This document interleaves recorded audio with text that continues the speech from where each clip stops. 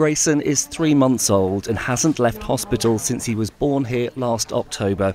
He has CMV, a virus which is relatively harmless in children and adults, but can be devastating when passed from a mother to her unborn child. He had kidney failure, heart failure, lung failure. He's had bleeds on the brain, cysts on the brain, calcifications on the brain, low platelets, suppressed bone marrow, seizures. Going forward, we don't know what it's going to be like, but we're going to take every day as it comes. CMV is like a cold sore virus. Around 80% of people have it without realising because it lays dormant in the body. The infection is easily spread and pregnant women are most at risk. Children are the commonest vectors of this virus. This virus is excreted in their saliva and in their urine. If you are feeding a child, you're wiping their nose, you're changing their nappy, you're coming in contact with that saliva and that urine.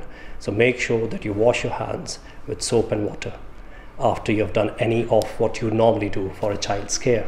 There are currently 2,700 families affected by CMV in the northeast alone.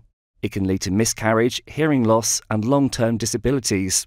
It causes more birth defects and childhood deaths than Down syndrome. Families want 3 simple things to happen. They want to see all pregnant women given risk reduction advice, they want to see more babies diagnosed and treated, and they want to see more research into prevention and treatment options. It's so easy to avoid if you're aware of it. If you're unaware of it, then you can't avoid it. Henrietta, for many weeks, was beating herself up about what she could have done to avoid it and what she could have done differently, and everyone's told her the same. She couldn't have done anything differently. She did everything absolutely right. I've watched my daughter turn from a 17-year-old girl into one of the bravest mums I know, and I'm proud to call her my daughter.